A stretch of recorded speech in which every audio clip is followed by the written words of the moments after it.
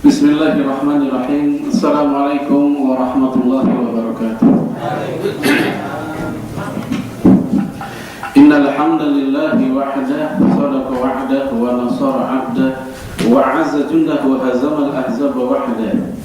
La ilaha illallah wahdahu la syarika lah wa ashhadu anna Muhammadan 'abduhu wa rasuluhu la nabiyya ba'dahu. Allahumma shalli wa sallim ala nabiyyina wa qudwatina wa rasulina Muhammad wa ala alihi wa ashabihi wa ansarihi wa junudihi wa du'atihi wa man jahada fi sabilillah ila yaumil qiyamah. Wa qala alaihi salatu wassalam kama jaa fi sahihil Muslim, innal malaikata la tad'u ajnihataha ridan li talibil ilmi bima yatlu. Wa qala alaihi salatu wassalam kama jaa fi sunani at-Tirmidzi, idza marartum bi riyadil jannah farta'u. Wa qala qa'il ma riyadul jannah ya Rasulullah, wa qala hilaqu dzikri. Ma'asyiral muslimin wal muslimat, a'azzani Allah wa iyyakum jami'an. Alhamdulillah, pada pagi hari ini Allah tabaraka wa ta'ala mengizinkan kita untuk hadir di dalam dua majelis yang mulia. Majelis yang pertama yaitu sholat subuh berjamaah. Apalagi buat khususnya kita kaum laki-laki, di mana Rasulullah Shallallahu Alaihi Wasallam memberikan stressing yang lebih dibanding kaum wanita. Dalam hadis yang diriwayatkan oleh Imam At-Tirmidzi, dan beliau mengatakan hadis ini hasan sahih, bahwasanya Rasulullah Shallallahu Alaihi Wasallam bersabda, "Man sami'an nida." Barang siapa yang mendengarkan azan, wa salatuhu fi baitihi bi ghairi 'udhrin, kemudian dia salatnya di rumah padahal tidak ada uzur, tidak ada halangan untuk ke masjid. Ini buat kaum laki-laki. Dia sedang tidak sakit, tidak dalam keadaan safar, tidak dalam keadaan bencana alam atau cuaca yang sangat panas atau sangat dingin, normal-normal saja, namun dia sholatnya di rumah, fala sholat lahu, maka tidak ada sholat baginya. Ini kata Rasulullah, bukan kata saya. Oleh karenanya, dari hadis yang mulia ini, para imam kita seperti Imam Ahmad bin Hanbal radhiyallahu anhu, beliau mengatakan, ya, sholat berjamaah di masjid buat kaum laki-laki adalah wajib. Lalu Syekhul Islam Ibnu Taimiyah, beliau juga menyebutkan dari kaum salaf atau terdahulu, bukan hanya wajib, bahkan dia menjadi syarat sahnya sholat. Nah, ini mungkin agak baru, karena biasanya berjamaah bukan syarat sahnya sholat. Tapi oleh sebagian ulama salaf terdahulu seperti Imam Sa'id bin Al-Musayyib, bahwa yang namanya berjamaah di masjid buat kaum laki-laki syarat sahnya sholat. Walaupun ini pendapat tidak banyak ulama, minoritas, namun ini mesti kita dengar, karena kalau bukan kita yang meramaikan masjid, siapa lagi? Lalu kemudian ya, Imam Syafi'i, Imam Malik, dan Imam Abu Hanifah, mereka bertiga mengatakan ini sunnah muakkadah. Berjamaah di masjid sunnah muakkadah. Adapun dari Imam Syafi'i ada dua riwayat. Dia mengatakan sunnah muakkadah dan dia juga mengatakan fardu kifayah. Baik, apa alasannya? Hadis yang tadi kita baca, fala sholat lahu, tidak ada sholat baginya, itu maknanya bukan tidak sah sholatnya, tapi tidak sempurna sholatnya. Begitu. Apa alasan mereka mengatakan demikian? Yaitu kalimat-kalimat yang semisal juga ada dalam hadis-hadis lain. Saya ambil contoh. La dina liman la ahada lahu, tidak beragama orang yang tidak menepati janjinya. Tidak beragama di sini gara-gara tidak tepat janji bukan berarti dia telah copot keislamannya, bukan berarti dia telah kafir dari keislamannya, tapi tidak sempurna keislamannya. Begitu. Masa kalau gara-gara kita tidak tepat janji maka lantas kafir? Akhirnya tentu banyak sekali di antara kita yang telah copot keislamannya. Lalu kemudian dalam hadis lain Imam Ibnu Majah, Rasulullah bersabda, la imana liman la amanata lahu, tidak beriman orang yang tidak menjaga amanah. Kita semua hidup punya amanah. Saya ada amanah menjaga, mengurus anak dan istri saya. Bapak-bapak, ibu-ibu juga demikian. Tapi siapakah manusia yang mampu dalam menjaga amanah sampai 100% total full mereka bisa menjaga secara ideal? Tidak ada. Akhirnya apakah gara-gara itu dia kurang menjaga amanah, maka lantas dia tidak beriman sama sekali? Tidak. Orang seperti ini masih beriman tapi dia tidak sempurna. Maka makna tadi fala sholata lahu, tidak ada sholat baginya, artinya tidak sempurna sholatnya. Tetap masih sah namun tidak sempurna. Ini kata 3 mazhab. Nah, terlepas dari itu semua, mau dibilang wajib kek berjamaah, mau dibilang sunnah kek berjamaah, ya alhamdulillah kita sudah melaksanakan. Kalau ada yang bilang wajib, ya kita sudah melaksanakan. Kalau ada yang bilang sunnah, ya apa salahnya kita menjalankan sunnah tersebut. Dengan demikian, khuluj minal khilaf afdal. Keluar dari perselisihan para ulama, maka sikap itu lebih utama yang kita ikuti. Baik, ini majelis yang pertama, sholat berjamaah, khususnya subuh. Yang kedua, yaitu majlisul ilmi. Majelis yang oleh Rasulullah SAW diistilahkan dengan taman-taman surga. Biasanya saya hadis ini pernah saya sampaikan di tempat ini waktu kita membahas materi pendidikan anak saat itu. Di mana Rasulullah mengatakan, "Idza marartum bi riyadil jannah farta'u." Jika kalian melewati taman-taman surga, maka hendaknya ikut mampir, ikut hadir, jangan didiemin aja. Saya dengar ada pengajian, iya, mau ikut? Enggak, ngantuk. Ya, jangan didiemin aja, ikut. Ya. Lalu para sahabat bertanya, "Mariyadul jannah ya Rasulullah, apakah taman surga itu?" Ini pertanyaan yang sangat logis dan wajar. Karena jangankan tamannya, surganya aja belum masuk, tapi oleh Rasulullah, para sahabat sudah didorong, sudah dirangsang untuk masuk ke taman surga. Wajar mereka bertanya, mana taman surga? Di mana dan kayak apa taman surga itu? Sehingga mereka bertanya, Mariyadul jannah, apa itu taman surga?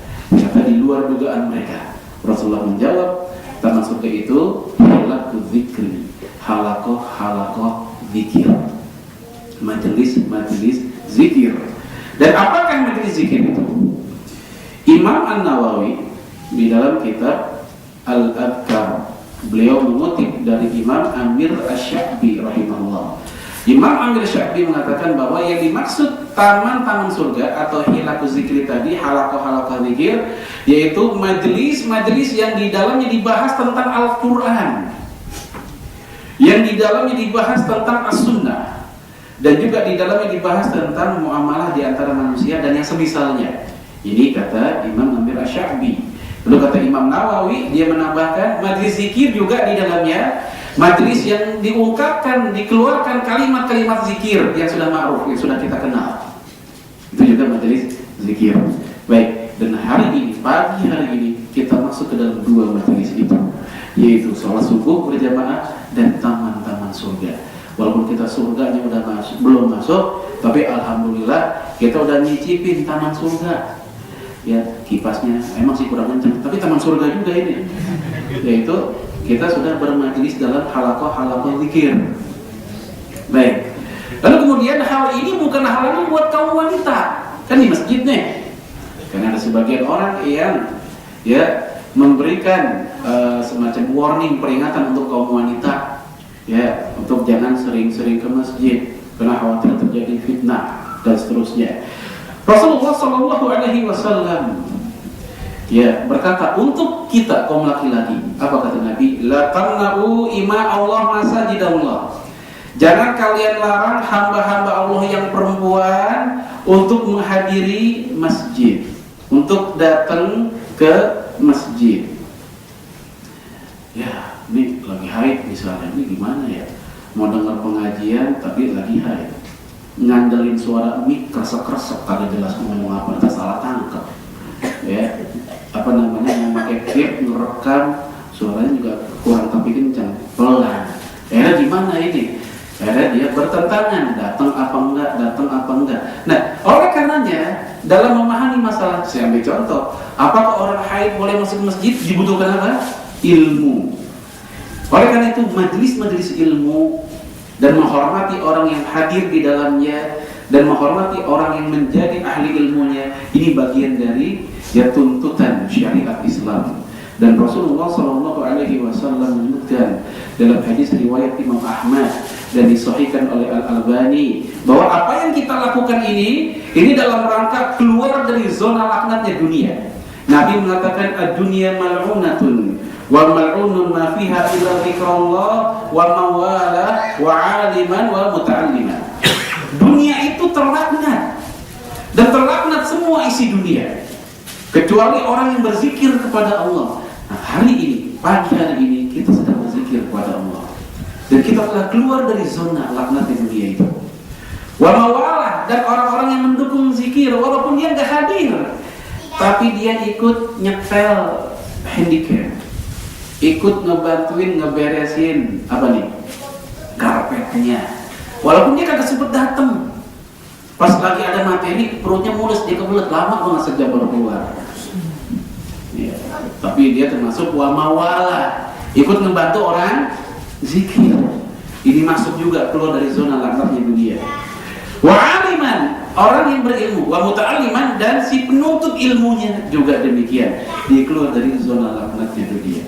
Baik, pada pertemuan yang mulia ini kita akan bahas mukadimahnya dulu tentang kitab Minhajul Muslim, ensiklopedia kehidupan seorang muslim. Ya, kalau kita lihat kitab ini syarat penuh dengan ilmu. Kita lihat dalam Al-Quran dulu. Ya, bagaimana kedudukan para ulama. Allah berfirman, "Fas'alu ahla dzikri in kuntum la ta'lamun." Bertanyalah kalian kepada ahli zikri, ahli zikir, jika kalian tidak tahu. Nah, saya mau nanya dulu, Bu, ahli zikir siapa, Bu? Tukang zikir. Ahli zikir mana dengar, Bu? Orang kita kalau dengar kata ahli itu biasanya kepikiran tukang. Ya, ahli ledeng, tukang ledeng. Ya, ahli pijit, tukang pijit. Nah, ahli zikir berarti tukang zikir, kan begitu? Nah, ternyata bukan begitu maksudnya. Dalam ayat ini kata Ibnu Abbas, ibu tahu Ibnu Abbas? Pernah dengar nama ini Ibnu Abbas? Belum pernah dengar ya? Sering? Kenal belum? Belum, terus saya kenalin ya.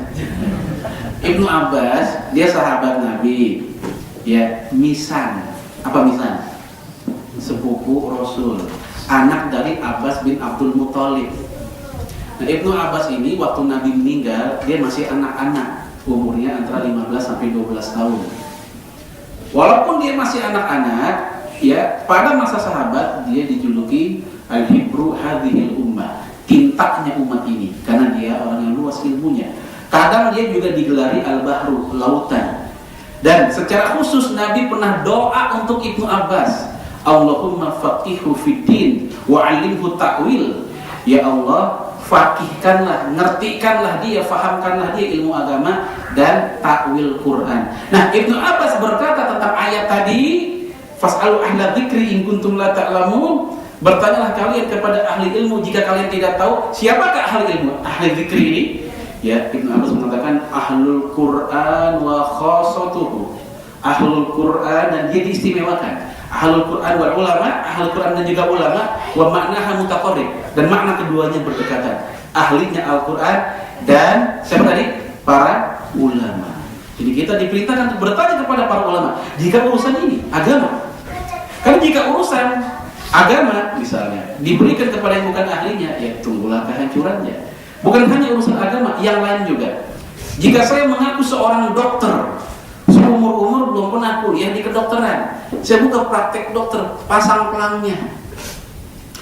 Gara-gara ada 2 orang pasien sembuh, ya, dengan izin Allah.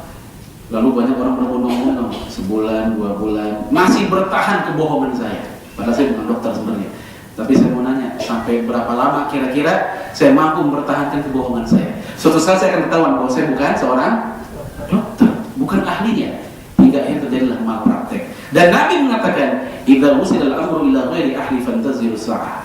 Jika urusan dikasih kepada yang bukan ahlinya, maka tunggulah kehancurannya. Urusan agama juga begitu, nggak boleh sembarangan. Saya ambil contoh pada zaman Nabi, ada seorang sahabat Nabi kepalanya bocor ketiban batu. Jadi kepala bocor bukan anak kita doang yang ngalamin, sahabat Nabi juga pernah ngalamin. bocor di ban batu. Lalu dia tidur. Begitu tidur, dia mimpi basah. Bingung.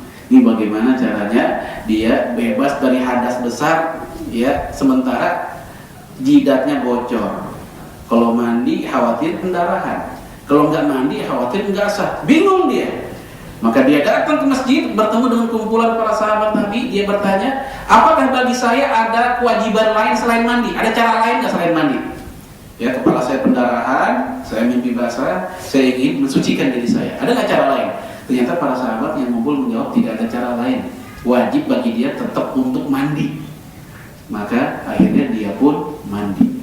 Begitu mandi janabah, pendarahan semakin banyak dari luar. Apa yang terjadi, Bu? Meninggal. Sampai meninggal dia. Hal ini diceritakan ke Nabi bahwa ada orang anak muda meninggal mimpi basah gara-gara kepalanya bocor lalu dia mandi karena faktor fatwa dari orang-orang yang ngumpul di masjid. Apa jawaban Nabi? Qatalahumullah. Mereka telah membunuhnya. Semoga Allah memerangi mereka. Allah sa'alu idza lam ya'lamu. Kenapa sih mereka enggak nanya kalau emang enggak tahu? Kata Nabi begitu. Inna shifa'al ayyi su'al. Sesungguhnya obat dari kebodohan adalah bertanya. Obat dari kebodohan adalah bertanya. Ya yakfihi ayyatayammama.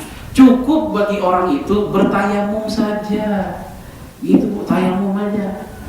Ya. Dan dulu pernah ada Amr bin As, sama ini kasusnya mimpi basah juga. Pagi-pagi dia ditunjuk jadi imam. Dia belum wudu. Gimana nih? Mau mandi juga dingin banget. Akhirnya dia guling-gulingan di pasir. Dulu kalau kayak kucing berarti belum kucing, Bu. Kayak orang kan bukan orang berarti. Nah, kalau kayak kucing berarti bukan kucing, masih orang dia. Nah, dia guling-gulingan di pasir karena dulu belum ngerti cara tayamum. Belum ada, kayak belum diajarin sama Nabi.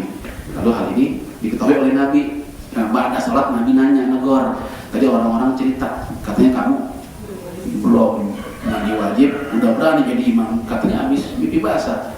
Ya, kenapa nggak berani? Apa jawaban dia? Dingin banget. Lalu dia motif sebuah ayat, la taqtulu anfusakum, jangan membunuh diri kamu sendiri. Dia khawatir kedinginan. Maka Nabi pun tersenyum. Tersenyum berarti Nabi ridho nggak, Bu? Ridho. Baik, ini kita lihat.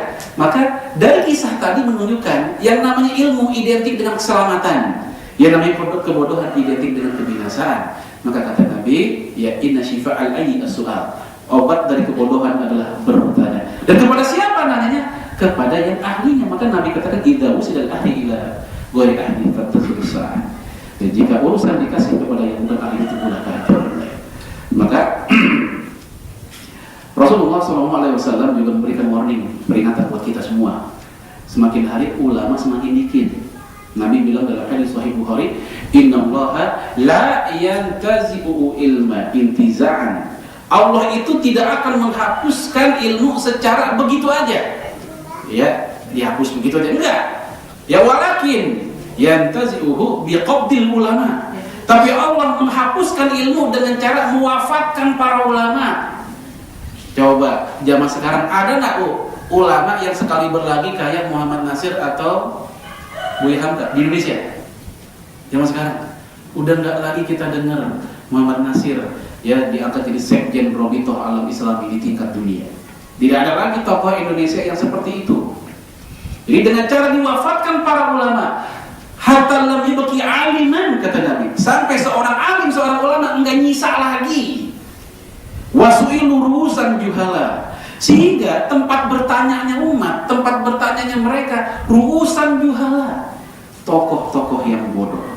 Ya, wasu'ilu, mereka ditanya, wa aftaru, lalu mereka berfatwa, wa dhallu fa'adhallu, fatwanya sesat dan menyesatkan. Jadi saya ambil contoh di televisi, banyak di televisi itu para dai, para pengisi ceramah yang kayaknya apa namanya, ya saya kesian aja melihatnya. Banyak jamaah yang mungkin nggak tahu kalau itu kesalahan. Ya, ada seorang penceramah pagi-pagi sekilas, ya kira-kira 5 menit saya dengerin, dia mengatakan amin kalau kita lagi habis sholat, waladhdallin kalau kita jawab amin. Amin itu diambil dari bahasa Arab. Oleh karenanya mengucapinya jangan amin, kata dia begitu. Jangan juga amin, anak pendek menyelam panjang begitu. Ya, ini keliru, fatal kelirunya. Pertama, amin dalam bacaan tadi, waladhdallin amin, itu bukan bahasa Arab. Bahasa mana? Bahasa Ibrani. Apa Ibrani? Bahasa resmi orang Yahudi dulu. Dipakai oleh Rasulullah, yang artinya kabulkanlah. Kalau amin dalam bahasa Arab artinya bukan kabulkanlah, tapi terpercaya, al-amin. Ya, ketika kita minta, ya Allah, ya berilah kami petunjuk jalan engkau yang orang yang engkau ridhoi, surat Al-Fatihah gitu. Bukan jalan engkau orang yang engkau murkai atau orang yang tersesat. Kita jawab amin. Masa kita terpercaya? Artinya adalah kabulkanlah. Ini bahasa Ibrani. Oleh karena itu orang Kristen kan pakai juga amin.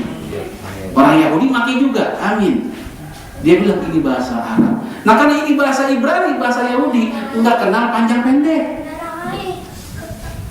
Kalau bahasa Arab kenal panjang pendek. Jamal ganteng, Jamal ontak, tuh panjang pendek berubah. Iya, ini ibu-ibu kalau punya cucu namanya Jamal, panjangin dikit manggilnya. Jamal ganteng, Jamal. Kalau guru-guru Jamal ontak, gitu artinya. Bahasa Arab kenal panjang pendek. Kalau bahasa Ibrani enggak, dia bilang amin atau amin, enggak. Cuma memang sunnahnya dalam hadis Imam Abu Dawud, kalau kita imam lagi waladhdallin, aminnya standarnya A-nya agak panjang, B-nya juga agak panjang. Amin. Begitu. Itu ada sunnahnya memang dalam hadis Imam Abu Dawud. Ya, baik. Nah, ini contoh. Itu terjadi di sana. Lalu kemudian, jadi televisi juga. Ya, ada seorang penceramah ketika ditanya masalah akikah. Ini akikah pernah kita bahas kalau nggak salah. Ya, tentang boleh nggak akikah dengan selain dengan kambing. Apa yang terjadi? Ya, dia menjawab akikah itu boleh dengan sapi, kerbau, onta, ya dengan dikiaskan kurban. Dan akikah juga boleh ya untuk satu sapi untuk 7 bayi. Emang ada orang beranak langsung 7 gitu? Ya. Atau ada 7 orang punya anak bareng-bareng, bayinya 7 begitu, yuk kita patungan buat akikah anak kita bersama, pas banget 7 lagi. Ini yang kayak gini keliru, karena ketika hal ini terjadi pada masa Aisyah, Imam Abu Ja'far Thahawi cerita dalam kitab Mushkilul Athar. Ya dulu ada seorang bernama Ibnu Abi Malikah, dia datang ke Aisyah, Abdurrahman punya anak laki-laki, itu anak diakikahin dengan onta, bukan dengan kambing. Apa reaksi Aisyah? Aisyah bereaksi, kata dia, ma'adzallah, Allah tempat kita berlindung. Jadi kalau bahasa kita, nauzubillah min dzalik. Nah ini jawaban kayak begitu, jawaban redo apa jawaban seneng? Apa jawaban enggak suka?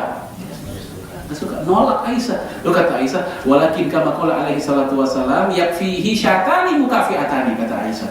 Tetapi kata Aisyah, cukup bagi dia itu seperti yang Nabi sabdakan, yaitu 2 kambing yang seumuran, 2 kambing yang sepantar. Ya, tapi ini terjadi di televisi, nggak apa-apa pakai onta, pakai sapi untuk 7 orang bayi.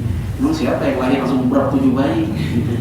Baik, inilah. Dan saya ini juga mengkiaskan bahwa kias itu nggak boleh terjadi kecuali dalam masalah muamalah. Ini kan masalah ritual agama. Baik. Ya, ini kedudukan yang pertama dalam Al-Quran, fas'alu ahla dzikri in kuntum la ta'lamun. Bertanyalah kalian kepada para ulama jika kalian tidak tahu. Yang kedua, dalam Al-Quran lagi, Allah angkat derajat para ulama. Yarfa'illahu alladhina amanu minkum walladhina utul ilma darajat. Allah angkat derajat. Di sini darajat, bukan darajatun 1 derajat, bukan darajatani 2 derajat, tapi darajat, banyak derajat untuk orang yang beriman dan berilmu. Imam Syaukani pernah dengar nggak Bu nama ini? Pernah dengar belum? Iya barusan sih ya. Imam Syaukani pernah dengar Bu? Nah tahu nggak? Nah maksud saya kita biasakan mendengar nama-nama para ulama, karena kata Imam Sufyan Ats-Tsauri, ya jika dalam sebuah majelis nama orang soleh disebut, turun rahmat Allah ke majelis tersebut. Itu baru nama orang soleh yang disebut. Ya, apalagi berkumpul langsung dengan orang solehnya. Ya, apalagi kalau sebagai orang soleh ada yang namanya soleh juga, kelas. Ya, insya Allah turun rahmat Allah begitu. Baik, nah Imam Syaukani ngasih komentar terhadap ayat ini dalam kitab tafsir beliau Fathul Qadir.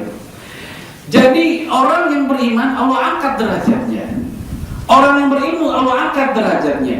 Kumpulan dari kedua-duanya dalam satu orang, dalam satu pribadi lebih tinggi derajatnya. Kita ambil contoh Tawus bin Kaisan. Tawus bin Kaisan seorang budak ketika dia masih anak-anak, lalu dibebaskan, dimerdekakan. Dia jadi seorang ulama begitu dewasanya. Ternyata majikan dia yang dulu memperbudak dia, ketika dia udah jadi ulama, majikan dia pun bersimpuh di hadapan dia. Karena faktor ilmu, ya seorang budak naik derajatnya menjadi ulama, semua tunduk kepada dia. Tawus bin Kaisan. Bahkan Khalifah Abdul Malik bin Marwan, khalifah, pemimpin besar saat itu, yang bukan hanya menguasai lokal daerahnya, tapi seluruh negeri Muslim, datang ke majelis Tawus bin Kaisan, ikut mendengar taklim dari Tawus bin Kaisan. Dulunya dia seorang budak. Ibnu Abbas jalan dengan Zaid bin Thabit. Ibnu Abbas dicium tangannya sama Zaid bin Thabit. Kata Ibnu Abbas, ngapain anda cium tangan saya? Dijawab oleh Zaid, itulah sikap kami menghormati para keluarga Nabi. Ibnu Abbas misan, sepupu. Oleh karena itu dia masih dianggap keluarga Nabi. Jadi ini jadi alasan kita mencium tangan para habaib gitu, karena mereka adalah masih dianggap keluarga Rasulullah SAW. Walaupun ada juga, maaf, habaib yang jadi-jadian ada ya tinggal modal muka kayak Arab dikit, ya nanti dia datang ke Hadramaut, datang aja ke sana, di sana ada semacam lembaga yang secara resmi mengeluarkan sertifikat ini orang keturunan Habib. Tadi cariin silsilahnya, ntar ketemu aja pokoknya. Ya masih syukur kalau ujung-ujung silsilah ketemu Rasul. Ini enggak ketemu Abu Jahal pun sih yang benar. Atau Fir'aun yang parahin lagi gitu. Nah, ini jadi dasarnya. Tapi yang penting sekadar cium tangan mah nggak ada masalah. Yang jadi masalah kalau lahir budaya, khawatirnya budaya feodal, yaitu budaya merasa dirinya lebih tinggi gitu, merasa dirinya lebih mulia, ini yang jadi bahaya. Lalu gantian oleh Ibnu Abbas dicium tangannya Zaid bin Sabit. Zaid nanya, lah anda sendiri cium tangan saya. Apa jawaban Ibnu Abbas? Inilah sikap kami kepada para ulama kami. Karena Zaid bin Sabit, sahabat Nabi ini, dia punya keahlian. Apa keahliannya? Yaitu paling jago di antara para sahabat Nabi dalam ilmu faraid. Apa bu faraid? Ilmu waris. Itu paling ribet, susah. Tapi dia paling jago di antara para sahabat Nabi lainnya. Ini menyikapi para ulama pun, ya silakan aja cium tangan kepada mereka. Ya. Lalu kemudian, ya jangan sampai sama kayak yang tadi itu sampai taraf kultus individu. Karena yang namanya kultus, Bapak Ibu sekalian, itu bukan hanya bisa dialami oleh kita. Karena orang kalau lagi kesem-sem dengan orang lain, biasanya kalau udah jatuh cinta, ainul hubbi ya a'ma. Mata cinta itu bikin buta. Betul nggak Bu? Orang kalau jatuh cinta emang buta. Apa kata dia benar semua, walaupun salah benar bawaannya. Tapi kalau ainus sukhti, mata kebencian, ya mata kebencian, bawaannya salah mulu, walaupun benar disalahin juga. Karena udah gedek aja bawaannya. Jadi bener aja disalahin, apalagi salah. Itu ainus sukhti. Nah kalau ainul hubbi sama juga begitu modelnya. Pokoknya itu ustaz saya, apa kata dia benar. Walaupun sebelum isi taklim mabok dulu biar tenang dan konsentrasi. Maaf hadirin, saya kalau nggak mabok ini kurang resep iman saya. Misal gitu. Dan kita sebagai muridnya, mabok ya ustaznya yang ngomong, nggak boleh gitu. Ini ya mata cinta yang bikin buta. Tapi kayak gini jangan sampai terjadi.